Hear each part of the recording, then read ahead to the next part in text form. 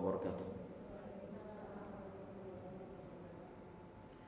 Bismillahirrahmanirrahim. Alhamdulillah nahmaduhu wa nasta'inuhu wa nastaghfiruh wa na'udzu billahi min shururi anfusina wa min sayyiati a'malina man yahdihillahu fala mudilla lahu wa man yudlil fala hadiya lahu wa asyhadu an la ilaha illallah wahdahu la syarika lahu wa asyhadu anna Muhammadan abduhu wa rasuluhu thumma amma ba'd. Ibu-ibu sekalian, akhwat sekalian, insyaallah dirahmati oleh Allah Subhanahu wa taala. Semoga Allah Subhanahu wa taala merahmati kita semuanya insyaallah. Semoga Allah Subhanahu wa taala senantiasa memberikan kita kemudahan-kemudahan, keberkahan-keberkahan dalam kehidupan kita insyaallah. Dan semoga Allah memberikan manfaat, keberkahan dalam ilmu yang sedang kita pelajari ataupun yang telah kita pelajari ataupun yang akan kita pelajari di pertemuan-pertemuan berikut-berikutnya. Amin ya rabbal alamin. Bismillahirrahmanirrahim. Insyaallah yang kita bahas untuk pertemuan kita hari ini adalah berwudu dengan menggunakan air asin. Ini di halaman 5. Bismillahirrahmanirrahim. Di sini musannif rahimahullah yang diterjemahkan dalam kitab ini, beliau mengatakan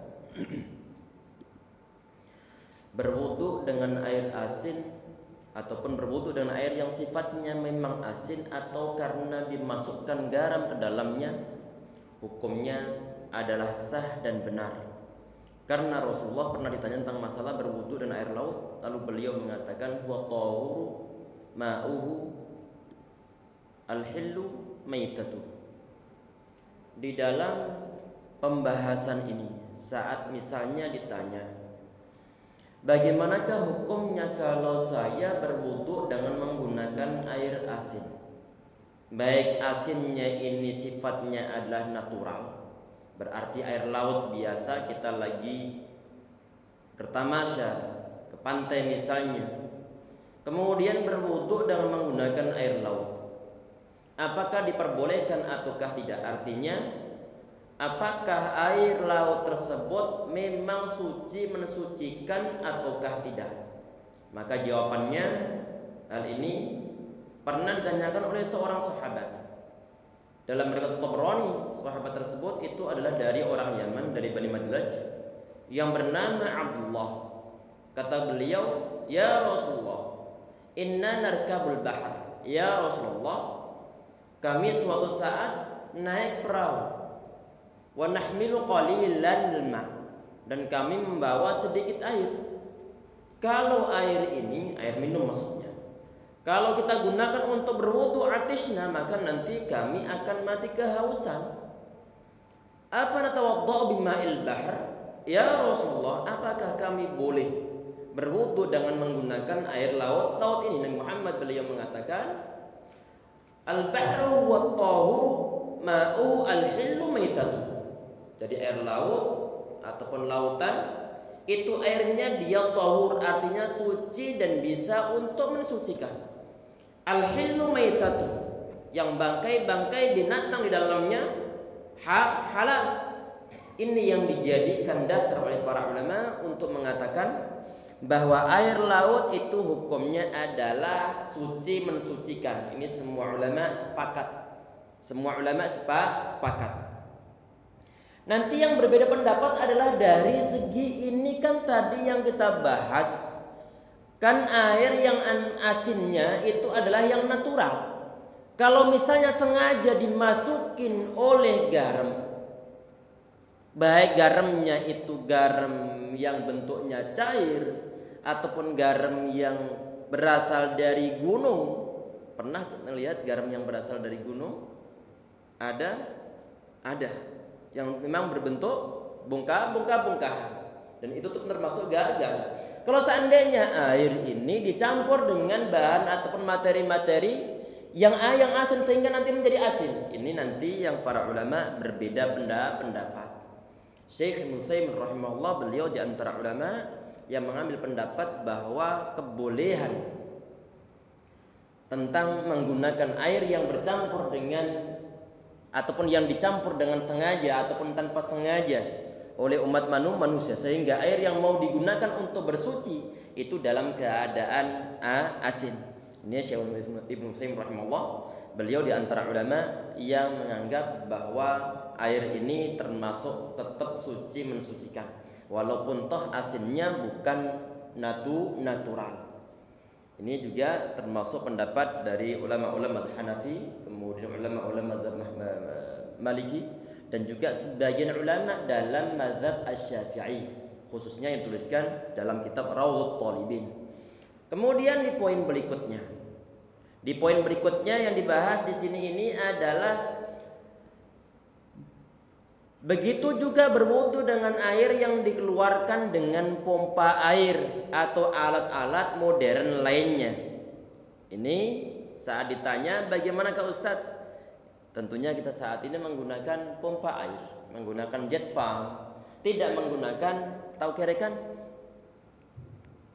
ataupun mungkin pompa begini, menggunakan alat-alat modern. Air yang disedot menggunakan alat modern tersebut, apakah airnya bisa digunakan untuk berwudu ataukah tidak?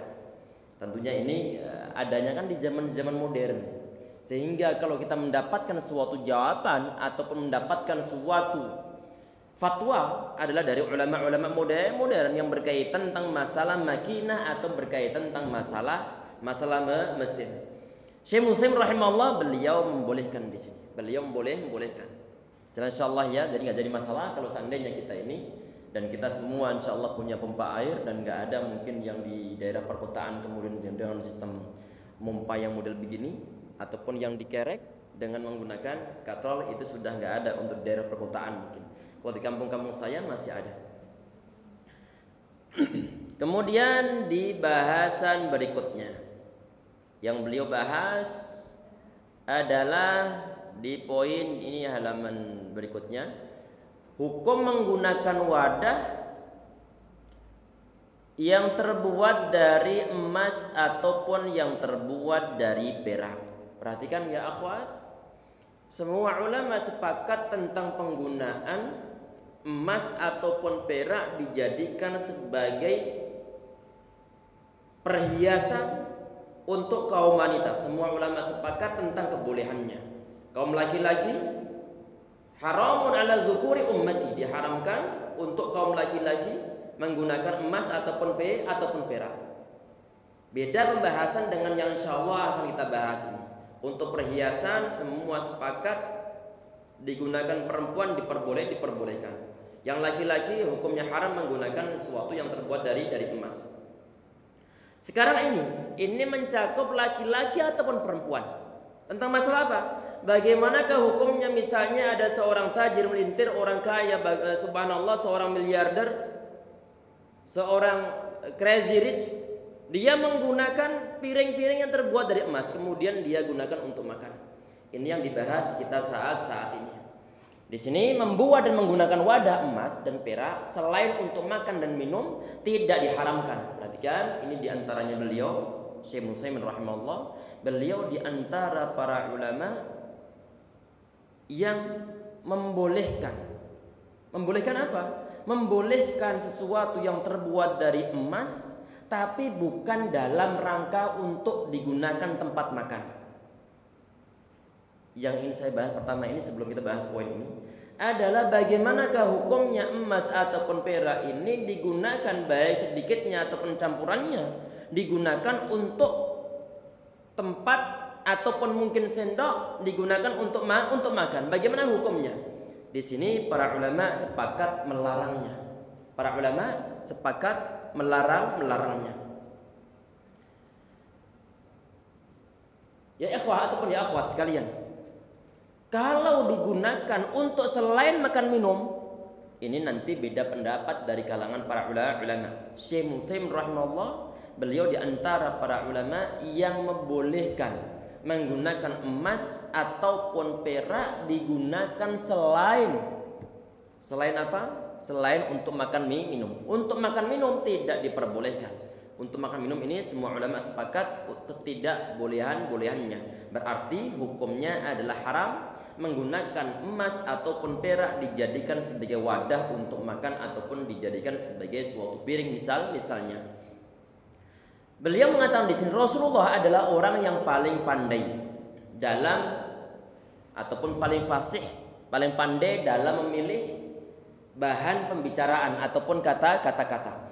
Beliau tidak mengkhususkan sesuatu tertentu dari yang lainnya kecuali karena suatu sebab. Jadi di dalam hal ini Nabi Muhammad SAW itu beliau melarang makan minum menggunakan sesuatu yang terbuat dari emas ataupun perak. Nabi Muhammad beliau mengatakan, la tashrabu fi aniyati adh-dhahabi wal fiddah wa la ta'kulu fi sihafihima ataupun fi sihafiyah. Nabi Muhammad beliau mengatakan, kalian jangan makan, jangan minum dalam tempat ataupun wadah yang terbuat dari emas ataupun perak.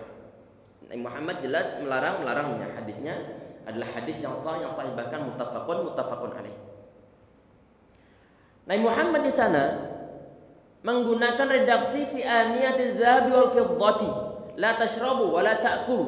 Kalian jangan makan minum dalam wadah yang terbuat dari emas ataupun perak. Nabi Muhammad beliau memilih bahasa la tashrabu wa la ta'kulu. Kalian jangan minum, jangan makan menggunakan wadah yang terbuat dari emas. Dan beliau dalam hadis ini tidak melarang selain itu. Beliau tidak melarang selain itu.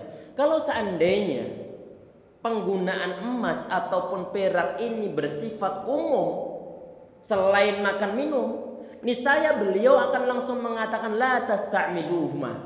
Kalian jangan menggunakan kedua barang tersebut.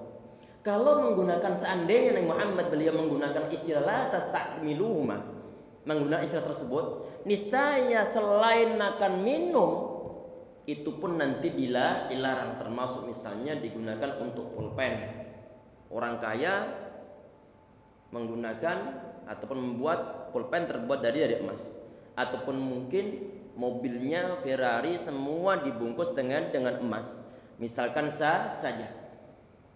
Di sini ini kalau berdasarkan hadis ini, maka la tashrabu fi aniyati dzahabi wal fiddah, maka yang dilarang itu adalah makan minum dalam suatu wadah yang terbuat dari emas. Ini semua ulama sepakat tentang ketidakbolehan menggunakan makan minum dari dengan wadah yang terbuat dari emas sama perak. Sedangkan untuk penggunaan selain wadah tersebut, ini ulama berbeda pendapat. Ada yang membolehkan, ada yang tidak membolehkan, ada yang sekedar memakruhkan. Ini Syekh Utsaimin termasuk yang memperbolehkan. Kalau ulama zaman dahulu diantaranya Imam Sun'ani sama Imam Asy-Syaukani memperbolehkan. Kemudian di poin berikutnya, ini termasuk pembahasan yang penting ini. Di poin berikutnya tentang masalah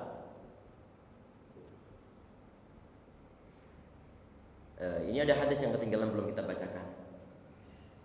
Alladzi yashrabu fi aniyati dzafidati inna yujarjiru fi batnihi nar jahannam. Barang siapa yang meminum dari wadah perak, maka api neraka akan bergejolak di dalam perutnya, ataupun dia membuat gejolak api neraka dimasukkan dalam perutnya. Kemudian di poin berikutnya, hukum memanfaatkan kulit bangkai. Hukum memanfaatkan kulit bangkai. Yang disebut sebagai bangkai, ya akhwat sekalian, itu adalah hewan yang disembelih dengan tidak cara syar'i. Dengan tidak cara syar'i disebut sebagai bangkai. Misalnya ada ayam di peternakan, di sebuah peternakan pemotongan hewan. Ayamnya ini di saat mau dibagikan dagingnya ataupun dijual dagingnya tidak disembelih satu persatu sehingga bagian urat-urat kerongkongannya terputus, tidak. Tetapi sebagian di antara mereka, orang-orang kafir khususnya, orang-orang yang non Islam, sebagian di antara mereka ayam ini langsung diberikan efek sengatan listrik. Mati semuanya, misal 1000 ayam langsung mati. Dimasukkan dalam mesin, langsung diproses, dipotong-potong langsung. Tadi itu kalau misalnya ayam ataupun kambing, misalnya ini kepalanya mungkin dikepruk. Dipukul dengan menggunakan palu besar, langsung mati. Mati. Apakah ini termasuk bangkai? Dia termasuk bangkai karena tidak lam tudbah bidzakatin syar'iyyah. Tidak disembelih dengan cara yang syar'i. Yang cara syar'i disembelih dengan mengucapkan bismillah, kemudian di bagian sini terpotong, termasuk bagian kerongkongannya, bagian urat nafasnya, bagian aliran nafasnya, bagian urat kanan kirinya, semua terpotong. Ini adalah penyembelihan yang syar'i. Maka nanti perlu dicek apakah ayam ataupun bebek yang dibeli, misalnya kita membeli satu bebek, ekor bebek yang dalam keadaan matang, dilihat di lehernya nih. Kalau nanti misalnya di sini kok ada lubang yang kecil banget di bagian tenggorokannya, ini tidak disembelih secara syar'i. Jangan dibeli. Jangan dibeli. Kalau seandainya disembelih secara syar'i, akan kelihatan lubangnya lebar di bagian lehernya. Kalau cuman sekedar kecil, maka urat yang sebelah sini sama sebelah sini ataupun bagian kerongkongannya tidak akan putus, maka itu hukumnya adalah bangkai dan nggak boleh untuk dimakan. Nggak boleh untuk dimakan. Karena kenapa? Karena tidak disembelih secara syar'i. Ini perlu untuk berhati-hati. Jangan asal murah, jangan asal masakannya enak, kemudian kita membeli sembarangan. Perlu dicek dan juga direcek terlebih dahulu, khususnya di saat membeli hewan tersebut, ayam atau mungkin burung dara ataupun yang lainnya, dicek terlebih dahulu lehernya ini bagaimana pemotongannya.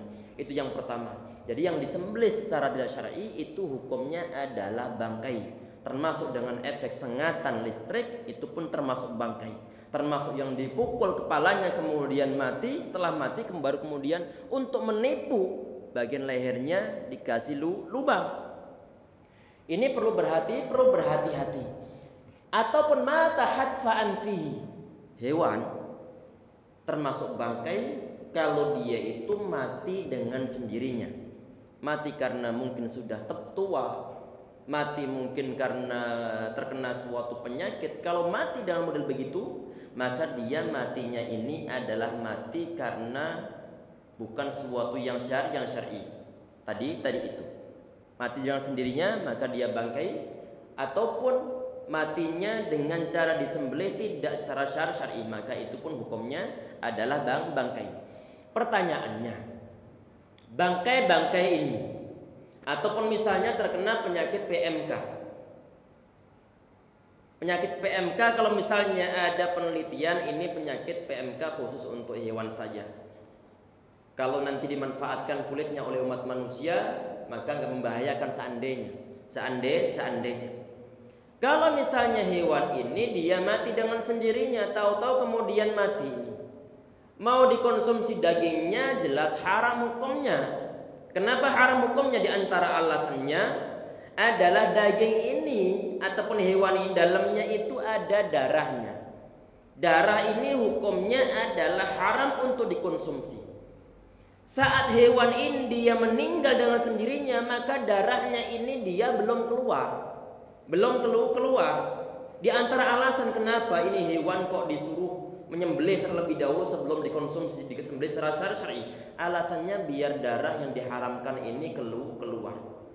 Kalau tidak disembelih, otomatis darah masih ngerem di dalam. Ini hewan mati dengan sendirinya, otomatis darah yang ada dalamnya belum keluar. Sehingga kalau belum keluar, maka dagingnya pun haram untuk dimakan. Itu diantara alasan kenapa daging bangkai haram untuk dimakan. Tayyib. Ini kan dagingnya haram dimakan, jelas insya Allah nggak ada orang makan bangkai, orang muslim yang makan bangkai nggak ada. Kecuali mungkin yang dia kurang ngaji ataupun mungkin dia berada di daerah yang jauh dari kajian-kajian ataupun dakwah, sehingga dia nggak tahu hukum makan daging yang semacam ini. Pertanyaannya adalah ini kulitnya bagaimana? Ataupun bulunya ini bagaimana? Kalau seandainya mau dimanfaatkan, ini yang dibahas di dalam poin-poin ini. Apakah boleh ini? Kalau kulit hewan ini, misalnya sapi, kulitnya tebal, ini mau dimanfaatkan untuk apa? Misalnya mau dimanfaatkan untuk tikar. mau dimanfaatkan untuk mungkin tembok di sebagian daerah mungkin, atau mungkin mau dimanfaatkan sebagai wadah sesuatu, ataupun di zaman dahulu ini dijadikan sebagai suatu gereba ataupun mungkin girbah yang terbuat tempat minum yang terbuat dari kulit binatang. Ini bagaimana hukumnya kalau mau dimanfaatkan ini kulit dari binatang bangkai ini? Ini yang dibahas di sini. Beliau di sini mengatakan memanfaatkan kulit bangkai binatang yang boleh dimakan dengan cara disembelih seperti binatang ternak adalah diperbolehkan. Maksudnya bagaimana? Ada hewan-hewan yang dia itu halal untuk dimakan. Ada hewan yang halal untuk dimakan dengan cara disembelih, kemudian dan bismillah, kemudian cara disembelih. Ada hewan jenis yang lainnya haram hukumnya untuk dimakan walaupun disembelih. Apa contohnya? Kucing, harimau, ataupun binatang-binatang buas yang lainnya. Ini artinya hewan tersebut haram untuk dimakan, haram untuk disembelih kemudian dimakan. Ada hewan yang dia halal dagingnya dan halal untuk dimakan. Apa? Kambing, sapi, kerbau, unta, tentunya halal dagingnya. Kalau seandainya hewan-hewan yang halal dagingnya ini kemudian dia menjadi bangkai, artinya jangan sampai lupa, bangkai ini tadi maksudnya mati dengan sendirinya ataupun disembelih dengan cara yang tidak syar'i. Berarti yang telah disembelih dengan cara syar'i dia bukan bangkai walaupun sama-sama matinya. Kita di sini bicara masalah suatu hukum. Ini hewan misalnya sapi dia meninggal ataupun mati dengan sendirinya. Kulitnya ini boleh dimanfaatkan ataukah tidak? Dimanfaatkan di sini maksudnya bukan untuk dimakan.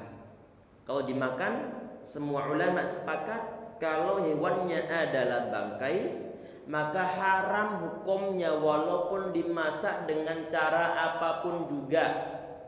Saya ulang, bahwa hewan bangkai ini yang mati dengan sendirinya ataupun disembelih dengan cara yang tidak syar'i, kalau dia mati dengan sendirinya ini berarti dia bangkai. Kulitnya ini apakah masih ada unsur kebolehan untuk dimanfaatkan? Manfaat di sini ada dua pengertian. Yang pertama adalah dengan cara dimakan. Kalau dengan cara dimakan maka semua ulama sepakat haram hukumnya. Haram hukumnya. Mau diproses dengan cara apapun juga, mau dimasak dengan cara apapun juga, kalau kulit bangkai itu hukumnya adalah haram. Kalau memanfaatkannya adalah misalnya untuk dibuat tikar. Ini bagaimana? Ada celah kebolehan untuk memanfaatkannya. Kata beliau di sini, namun harus melalui proses penyamakan terlebih dahulu. Ini harus disamak terlebih dahulu. Disamak itu bagaimana? Disamak itu adalah diproses, diolah, sehingga nanti bagian-bagian perengus-perengusnya, bagian gaji-gajinya, bagian yang amis-amisnya, bagian basah-basahnya menjadi hilang semuanya, sehingga menjadi kering dan diperbolehkan untuk dimanfaatkan. Ini yang disebut dengan cara disamak. Kalau orang-orang zaman dahulu penyamakannya setelah nanti misalnya hewan ini dijemur sampai kering, ataupun nanti sebelum dijemur dikasih materi-materi yang sepet-sepet atau sepet-sepet yang getir-getir, mungkin sabut kelapa yang masih basah itu sepet, ataupun mungkin berupa daun bidara itu pun sepet, ataupun mungkin getah-getah pohon. Gunanya untuk apa? Untuk menghilangkan licin-licin yang ada pada kulit ini. Diproses, dijemur berkali-kali sampai kemudian nggak ada bau apapun juga. Ini yang disebut sebagai dabak ataupun samak. Kulit yang semacam itu boleh untuk dimanfaatkan walaupun toh hewannya itu tadi itu adalah mati dengan sendirinya walaupun toh dia bangkai. Itu kalau zaman-zaman dahulu dengan cara dabak ataupun dengan cara disamak dengan model-model tradisional. Yang belum pernah lihat, ini ada yang video untuk yang modern sedikit. Sebentar insya Allah. Kita perhatikan. Ini kulit hewan binatang. Ini hasil persamakannya, penyamakan kulit.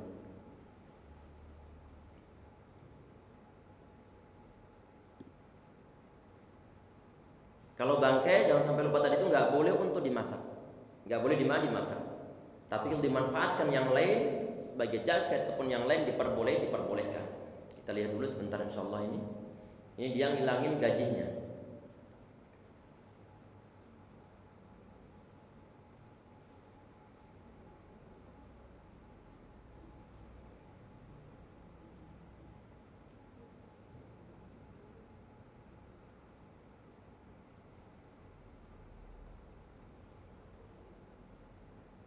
Ini semi modern mereka.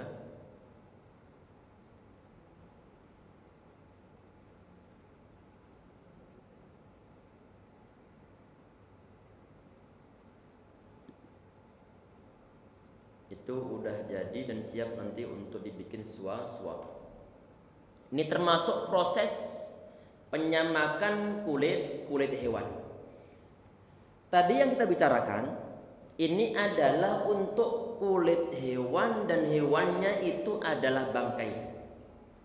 Kalau hewannya bukan bangkai, misalnya kita nyembelih sapi, nyembelih kambing saat Idul Adha ataupun saat mungkin walimahan ataupun lagi mau acara, kita nyembelih sendiri. Kulitnya mau dimakan silahkan, mau disamak tadi juga silahkan, nggak jadi masalah. Yang dibicarakan di sini ini adalah untuk kulit bangkai hewan yang mati dengan sendirinya ataupun disembelih dengan tidak cara yang syar'i. Ini disebut bangkai tadi ini. Itu masih ada unsur kebolehan tetapi perlu disamak terlebih dahulu. Ada suatu hadis yang sahih Nabi Muhammad SAW di saat beliau melihat beberapa laki-laki nyeret seekor kambing. Kemudian Nabi Muhammad beliau mengatakan lau akhadtum ihabaha, alangkah baiknya kalau kalian mengambil kulitnya. Kemudian para sahabat tersebut mereka bilang inna maitah, ya Rasulullah ini kan hewannya ini hewan bangkai dia. Dalam anggapan mereka kalau bangkai berarti semua adalah bangkai dan gak ada unsur kemanfaatan sama sekali kecuali untuk dibuang. Kemudian Nabi Muhammad beliau mengatakan tahiruha al-ma'u wal qarad, yang bisa mensucikannya adalah air dan juga samak. Di sebagian riwayat yang lainnya dalam riwayat Al-Bukhari Nabi Muhammad beliau mengatakan inna haramu ataupun harum makluha, yang diharamkan itu adalah makan dari kulit bangkai ini, dari kulit bangkai. Yang nggak boleh adalah memakannya. Memang nanti hasil dari penyamakan itu adalah suci, bisa diperbolehkan untuk dipakai dalam sholat menurut kaul yang sahih, pendapat yang sahih. Tetapi untuk dimakan gak ada celah bagi kulit dari seekor hewan yang bangkai walaupun telah disamak. Yang haram itu adalah memakannya, tetapi untuk menggunakannya bukan untuk dimakan itu ada unsur kebolehannya. Ini hadisnya adalah hadis yang sahih. Di sebagian riwayat Muhammad beliau mengatakan idza dubiha al-ihabu faqad tahur. Kalau al-ihab kulit hewan bangkai ini didubik ataupun disamak faqad tahur, maka dia telah suci. Kalau dia telah suci, maka kata sebagian ulama, maka hukumnya boleh untuk dijadikan sebagai sesuatu untuk dipakai dalam sholatnya. Karena telah sebagian ulama yang lain gak memperbolehkan, karena itu adalah bangkai. Yang diperbolehkan digunakan selain untuk sholat. Kemudian di poin berikutnya, kalau misalnya ini kulitnya binatangnya adalah binatang mungkin yang tidak halal dimakan, kulit harimau, walaupun disembelih dia tetap hukumnya adalah bangkai, haram hukumnya. Kalau kulitnya mau dimanfaatkan bagaimana? Ini yang disebutkan oleh beliau, oleh Syekh Ibnu Utsaimin rahimahullah di dalam poin berikutnya. Kita perhatikan.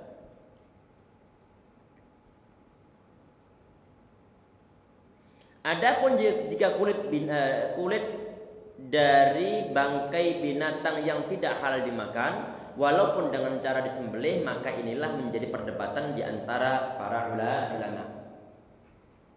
Tadi perhatikan ada dua masalah. Yang pertama adalah untuk hewan yang masuk dalam kategori yang halal dagingnya boleh dimakan, tahu-tahu kemudian dia meninggal sendirinya, maka dia menjadi bangkai. Kulit pemilik binatang ini, hewan ini, hukumnya boleh disamak dan bisa dimanfaatkan untuk selain makan.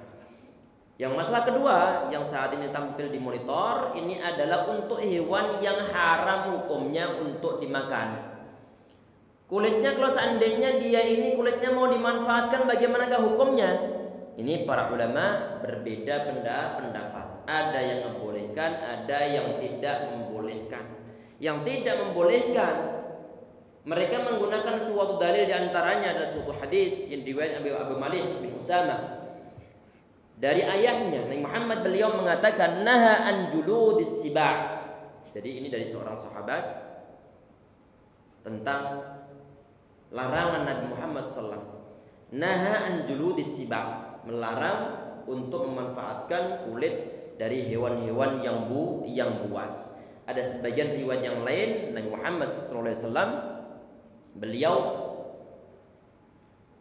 melarang untuk anjuludin numuri ayyurkaba 'alaiha, yaitu hewan ataupun mungkin berupa macan ataupun harimau untuk dinaiki di atasnya. Artinya maksudnya adalah kulit dari binatang ataupun dari kulit harimau tersebut.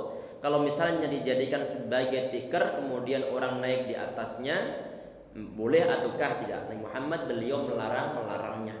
Jadi ini aslinya ada istilah di antara para ulama, tapi ulama yang melarang termasuk Syekh Utsaimin, termasuk Syaukani, termasuk Syekh Ibnu Taimiyah, dan juga sebagian pendapat dari ulama-ulama Syafi'iyah yang model-model hewan-hewan semacam itu enggak diperbolehkan untuk dimanfaatkan kulitnya. Karena hadis tadi itu adalah hadis yang jelas. Kemudian di poin berikutnya, apakah kulit bangkai itu najis? Apakah kulit bangkai itu najis? Masalah ini memiliki beberapa perincian sebagai berikut. Sebelum kita bahas ini, Anda jelaskan dulu tentang masalah bab apakah kulit bangkai itu najis. Begini, tadi itu hewan ini ataupun kambing ini yang telah meninggal dengan sendirinya ataupun tidak disembelih secara syar'i. Kalau kita ini menyentuh kulit dari hewan ini, apakah hewan najis ataukah tidak? Artinya kalau najis dan kita menyentuhnya, misalnya tangan kita dalam keadaan basah, nyentuh kulit dari hewan ini, kemudian kita itu sholat, hukumnya najis ataukah tidak? Ini yang akan dibahas. Saat nanti dikatakan bahwa hewan ini kulitnya adalah najis, maka di saat kita menyentuh dari bangkai tersebut, kita mau sholat, maka perlu untuk kita cuci terlebih dahulu tangan kita. Karena kenapa? Tangan kita ini telah mutanajis, telah terkena najis. Sebagaimana misalnya kita punya hewan ataupun punya ayam ternak ataupun ternak ayam. Beberapa ayam kemudian mati. Setelah mati tentunya mau kita kuburkan ataupun kita buang, kita pegang ini. Kebetulan kita habis berwudu. Pertanyaannya, ini ayam ini saat saya menyentuhnya, apakah dia najis ataukah tidak? Kalau nanti dibilang najis, maka sebelum saya sholat, saya harus mencuci tangan terlebih dahulu. Karena kenapa? Tangan saya dalam keadaan mutanajis ataupun terkena najis. Artinya kalau saya sholat, sehabis megang bangkai tersebut dan tidak kita cuci tangan kita, maka sholat kita tidak akan sah. Karena kenapa? Karena kita membawa najis ataupun terkena najis, sehingga perlu untuk disucikan terlebih dahulu. Kita perhatikan, ini kata beliau, masalah ini memiliki beberapa perincian sebagai berikut. Jika bangkai itu suci, maka kulitnya juga suci. Sebaliknya, jika bangkai itu najis, maka kulitnya juga najis. Di antara contoh bangkai yang suci adalah bangkai ikan. Perhatikan, bangkai ikan, sebentar, ikan yang anti beli di pasar-pasar itu anti sembelih terlebih dahulu ataukah tidak? Ibu membeli ikan di pasar, misalkan lele. Saat sebelum dimasak, ibu nyembelih ikan terlebih dahulu ataukah langsung dicuci kemudian dimasak? Biasanya dicuci terlebih dahulu. Baik. Misalnya ayam nih, membeli ayam di pasar. Ini disembelih terlebih dahulu ataukah langsung dimasak setelah mati? Disembelih terlebih dahulu. Kalau kita bicara masalah ayam, maka perlu untuk disembelih terlebih dahulu. Untuk yang ikan ini kan nggak ada sembelian, nggak ada sembelian. Nggak perlu ngarang-ngarang yang beli ikan terlebih dahulu. Beli ikannya harus disembelih terlebih dahulu. Jelas ya? Nggak jadi masalah ini. Karena adalah ikan. Walaupun seandainya dia menjadi bangkai dengan alasan misalnya ini karena dia nggak disembelih dengan cara yang syar'i, sehingga dia dianggap sebagai bangkai. Taib. Ini dia oke lah kalau seandainya dianggap sebagai bangkai. Tetapi bangkainya ini adalah bangkai ikan. Kalau bangkainya adalah bangkai ikan maka halal hukumnya. Ikan ini saat dia mati dengan sendirinya, tahu-tahu kemudian dia minggir terkena ombak badai, kemudian dia minggir ke pantai, sehingga kemudian banyak ikan berserakan di pantai, semua halal walaupun pada mati di sana. Nabi Muhammad tadi mengatakan dalam hadis yang tadi kita bicara di awal, al-bahru huwa tahuru ma'u al-hillu maitatuh. Jadi lautan itu airnya adalah suci, mensucikan, dan halal bangkainya. Berarti ikan ini walaupun gak disembelih halal hukumnya. Bicara masalah halal. Cuma dalam agama Islam, ini pembahasan yang lain, ada etika dalam mematikan hewan. Nabi Muhammad beliau mengatakan, fa idza dzabhtum fa'sinu dzibha wa idza qataltum fa'sil qitla, kama qala alaihi wasallam. Kalau kalian itu membunuh, maka bunuhlah dengan cara yang baik. Kalau kalian nyembelih, maka sembelihlah dengan cara yang baik. Alhamdulillah kita ditakdirkan Allah SWT sebagai seorang muslim yang berakhlak, beretika, yang punya peri kemanusiaan. Ada sebagian orang-orang kafir di sebagian restoran mereka ada minyak mendidih. Ikan ini dimasak sebagiannya, bagian kepalanya masih hidup, dimasak setengahnya masih dalam keadaan kelejet-kelejet, kemudian disuguhkan. Tahu kelejet-kelejet? Dalam keadaan meronta-ronta. Kita nggak bisa membayangkan bagaimana tersiksanya ikan tersebut. Seorang muslim nggak ada yang berbuat semacam itu.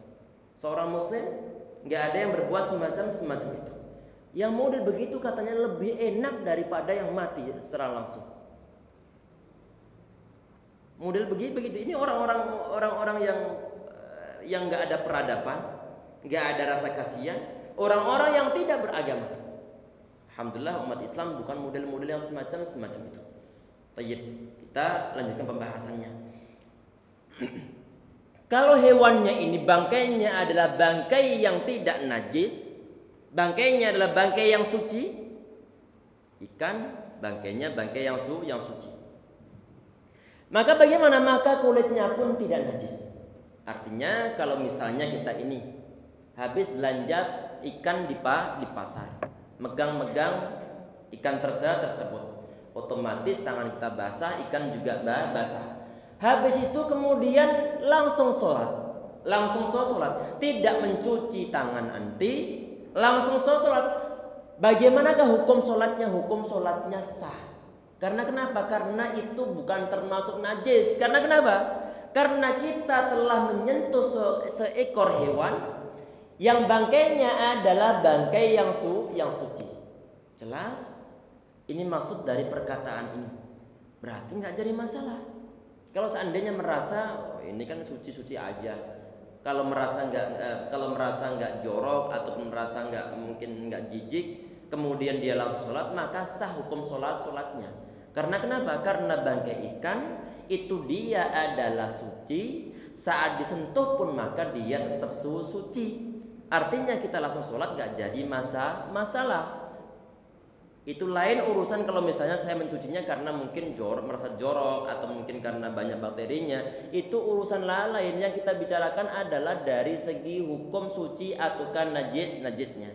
Maka saat ditanya hukum bangkai ikan ini bagaimana, maka dia hukumnya adalah suci. Kalau suci, maka kalau secara hukumnya habis megang ikan yang telah mati kemudian kita sholat, maka nggak jadi masalah.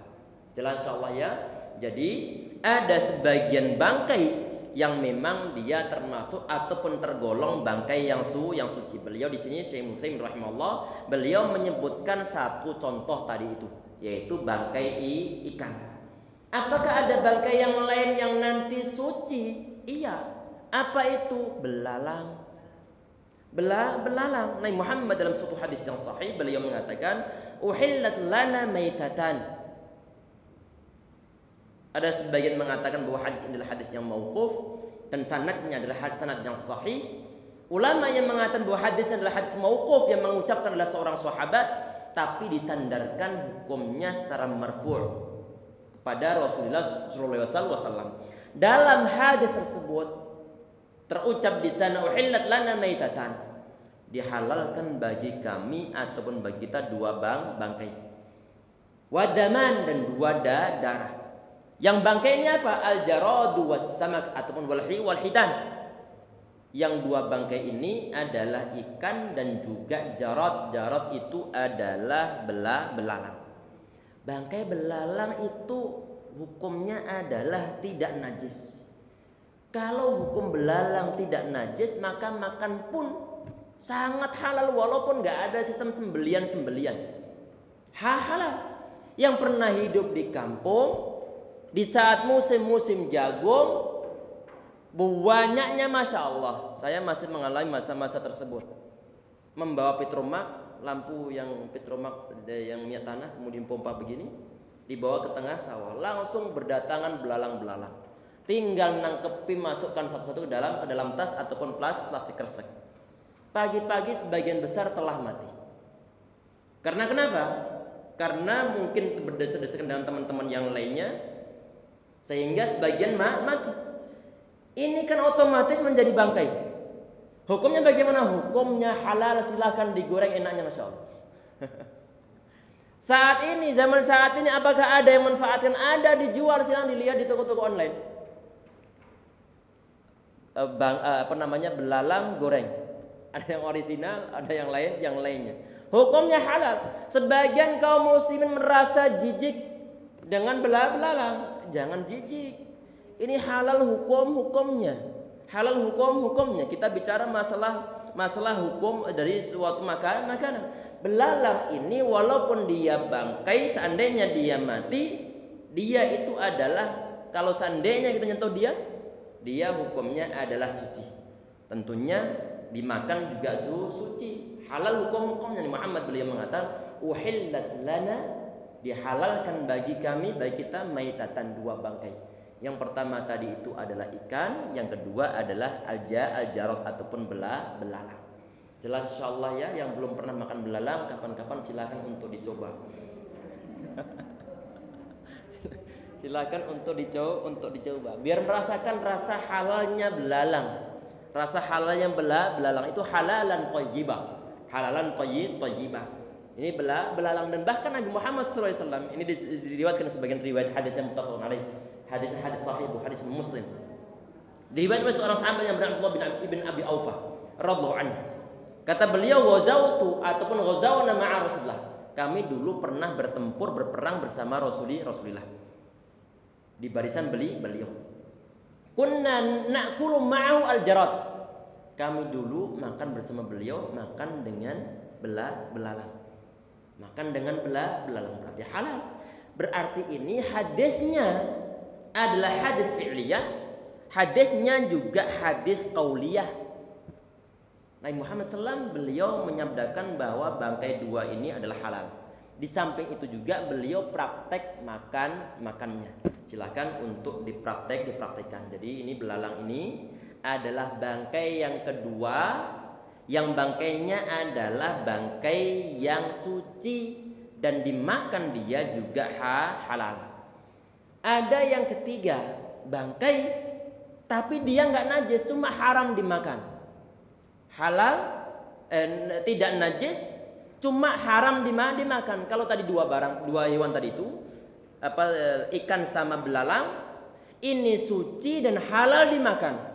Nanti yang ketiga ini, dia suci bangkainya, cuma haram dimakan. Yaitu apa? Kata para ulama di sini adalah maitatu ma la nafsa laha sailah. Yaitu hewan-hewan yang tidak punya darah yang ngalir. Hewan-hewan yang tidak punya darah yang ngalir. Mungkin anti pernah mendengar suatu hadis. Hadisnya adalah hadis yang sahih dalam riwayat Al-Bukhari sama Muslim tentang masalah apa? Tentang masalah lalat.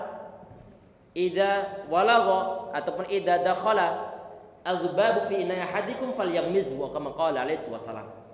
Kalau seekor lalat dia itu masuk di dalam wadah salah seorang di antara kalian, mungkin air minum atau mungkin teh atau mungkin kopi, Nabi Muhammad beliau perintah falyaghmizhu, tenggelamin sekalian saja.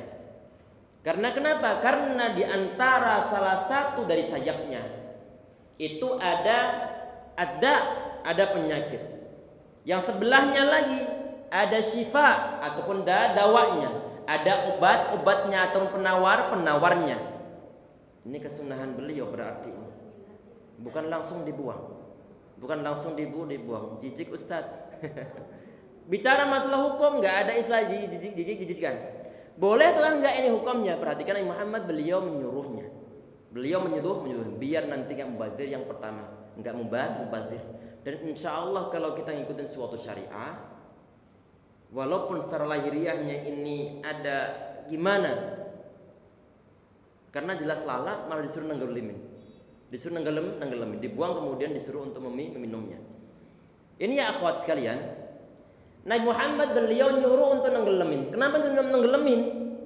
Karena di sebagian sayapnya ada obat, sebagian ada penawarnya. Kita nggak tahu yang obatnya ini sebelah kanan atau sebelah kirinya. Selama di situ kecemplungan lalat, tenggelamin saja, biar nanti penawar itu bisa menghilangkan bakteri atau penyakitnya.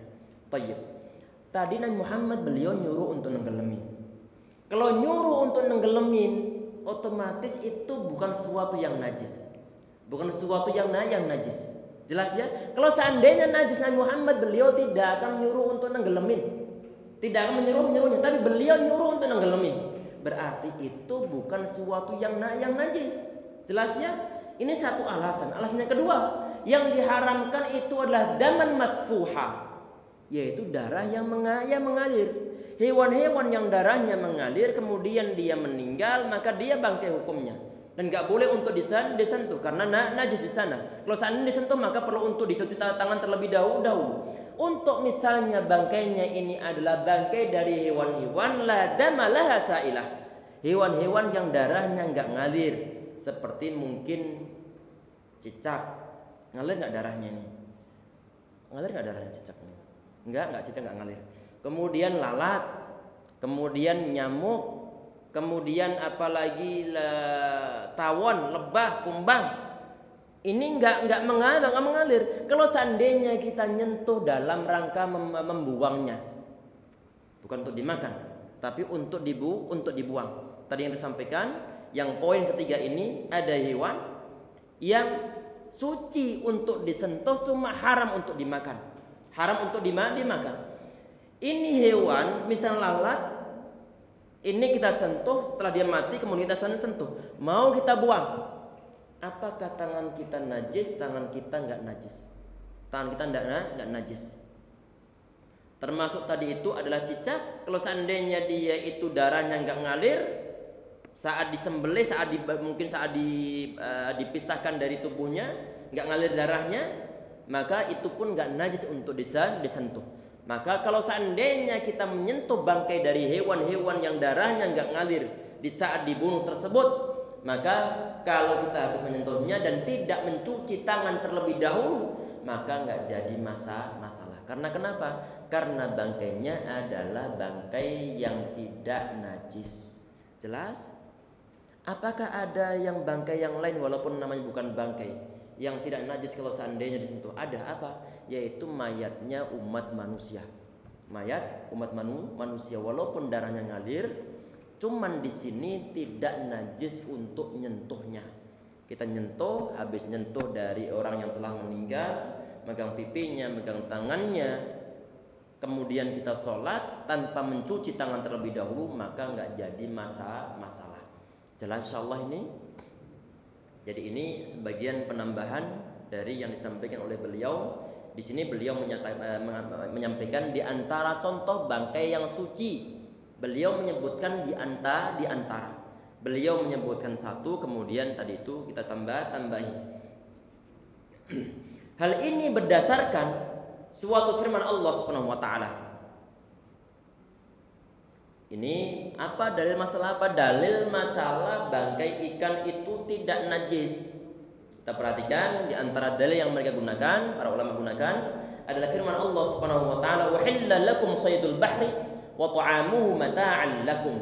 Dihalalkan bagimu binatang buruan laut dan makanan yang berasal dari laut sebagai makanan yang lezat bagimu. Sahabat Abbas radhiyallahu anhu beliau mengatakan, saydul bahri di sini ini maksudnya adalah binatang yang diambil dalam keadaan hidup, berarti hewan laut. Sebagian ulama mengatakan hewan laut apapun juga yang hidup di laut. Sebagian lain mengatakan kalau seandainya putri duyung itu ada. Seandainya putri duyung itu ada, kemudian mati dia. Memang benar bukan seperti manusia, cuma muka hewan, muka manusia. Cuma hidup di laut. Kalau seandainya ada, ini dibahas oleh ulama-ulama fikih. Seandainya ada dan dia mati di sana, maka halal hukumnya untuk dimakan. Karena kenapa? Karena hewan laut. Kalau seandainya ada, apakah memang dongeng atau bukan? Allahu alam. Anak sendiri belum pernah melihat putri duyung. Kita lanjutkan. Wa ta'amuhu. Di sini disampaikan dan ta'amnya ataupun makanannya ada binatang yang diambil dalam keadaan mati. Binatang yang diambil dalam keadaan mati, yang hidupnya aslinya binatang ini adalah di laut. Maka nanti dia halal hukumnya untuk dimakan. Jelas ya? Kemudian di poin berikutnya. Tadi ini satu poin tentang hewan-hewan atau bangkai dari binatang yang tidak najis, kalau dipegang maka dipegang pun tidak najis. Untuk pembagian yang kedua, sedangkan binatang yang menjadi najis karena mati, maka kulitnya juga menjadi najis. Menjadi najis karena mati. Sebab ini termasuk dalam keumuman bangkai, dalam bangkai masuk dalam firman Allah Subhanahu wa taala,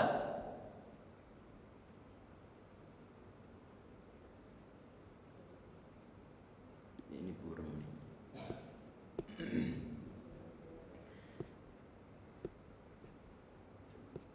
Firman Allah Subhanahu wa taala, illa ayyakuna maitatan aw daman masfuhan aw lahma khinzirin fa innahu rijs. Ini enggak bisa muncul nih. Nah. Jadi hewan-hewan yang saat dia mati itu hukumnya adalah bangkai, maka saat mau disentuh, saat mau dipegang, maka hukumnya adalah najis. Karena ini masuk dalam firman Allah Subhanahu wa taala, illa ayyakuna maitatan aw daman masfuhan aw lahma khinzir. Masuk dalam kategori bangkai. Maka kalau dia masuk dalam kategori bangkai, maka enggak diperbolehkan untuk disentuh. Kalau disentuh maka nanti perlu untuk dicuci tangan kita. Karena tangan kita terkena najis. Termasuk bangkai sapi, bangkai kambing, bangkai ayam, ataupun bangkai hewan-hewan yang lain yang disembelih dengan tidak cara yang syar'i ataupun mati dengan sendirinya. Jadi saat ditanya, ini kenapa kau hukumnya najis? Sebagian di antara alasannya adalah karena di dalam bangkai tersebut itu ada darah yang enggak keluar. Ada darah yang tidak keluar. Sehingga hukumnya dia adalah najis saat menjadi bangkai. Karena darah sendiri itu kan hukumnya haram. Jadi kalau di zaman-zaman saya dulu di perkampungan, di kampung saya, ada sebagian di antara masyarakat, mereka nyembelih sapi, nyembelih kambing, kemudian darahnya dikumpulkan dalam ember. Kemudian dimasak, direbus. Ada yang disebut sebagai dide, ada yang nyebutnya sebagai warus, ada saren, ada lawar, ada marus. Ini semua haram hukumnya. Karena bahan bakunya adalah darah. Bahan bakunya adalah darah. Dimasak seenak apapun juga, kalau model-model bahan-bahannya adalah terbuat dari darah, maka haram hukumnya. Allah mengatakan, innama harrama alaikum maitah waddam. Maitatu waddam. Diharam atas kalian bangkai dan juga darah, ataupun hurrimat alaikumul maitatu waddam. Diharam bagi kalian bangkai dan juga darah, berarti enggak diperbolehkan. Apakah di pasar masih ada? Mungkin masih ada. Semoga Allah memberikan hidayah kepada mereka insyaallah. Kalau seandainya ada yang menjual dan juga ada yang membelinya. Ini kurang 5 menit sudah jam 2. Kita tambah sedikit mungkin pendahuluan untuk bab al-istinja. Ini Allahu a'lam enggak bisa muncul ini di anak ini. Sebentar kita munculkan yang lain.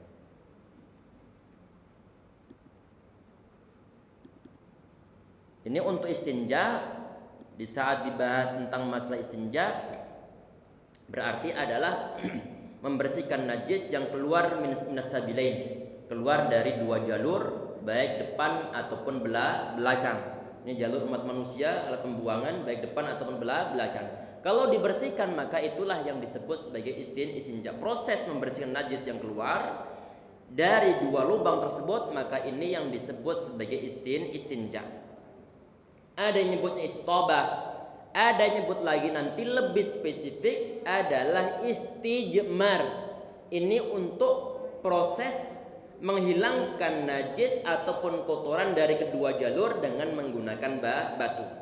Kalau istinja secara umum bisa menggunakan air, bisa menggunakan batu. Istinja secara bahasa lughatan artinya adalah al-qat'u ataupun memotong. Bila diucapkan najautu asyajarata, aku memotong pohon. Di situ ada akar kata najah. Ada akar kata najah. Secara bahasa artinya adalah memotong. Istinja menurut syar'i ataupun syara atau istilah ulama-ulama fikih adalah menghilangkan sesuatu yang keluar dari salah satu di antara dua saluran najis, baik kemaluan ataupun dubur, dengan air atau seumpamanya seperti batu misalnya. Jadi kita beristinja bisa menggunakan salah satu di antara dua opsi. Bisa menggunakan air ataupun menggunakan batu. Dua-duanya diperbolehkan. Walaupun toh cuman sekedar menggunakan batu itu pun diperbolehkan tanpa menggunakan air. Gak jadi masalah. Kita bicara masalah hukum. Bicara masalah hukum boleh atau enggak boleh. Suci atau karena najis, hukumnya boleh dan hukumnya bisa mensucikan nanti di saat kita menggunakan batu. Untuk urusan jorok ataukah bukannya itu urusan lain. Tapi bicara masalah hukum, ini hukumnya diperbolehkan. Nabi Muhammad di saat beliau bermusafir, kadang-kadang beliau juga beristijmar dengan menggunakan batu. Minta diambilkan batu oleh sebagian di antara sahabat. Di antara sahabat beliau minta diambilkan tiga batu. Di saat sebagian kesempatan beliau diambilkan 2 batu, sedangkan yang batu ketiga ini, suatu yang keras ini, beliau tolak. Karena kenapa? Beliau mengatakan hadar rikes, ini adalah najis. Apa itu? Karena satu yang diambilkan yang ketiga ini adalah berupa kotoran hewan yang telah mengeras. Untuk masalah istijmar nanti insya Allah kita ulang pembahasan ini di pertemuan ataupun di jadwal berikutnya nanti insya Allah. Ini sebelum kita tutup, barangkali ada yang ingin ditanyakan terlebih dahulu, silakan barangkali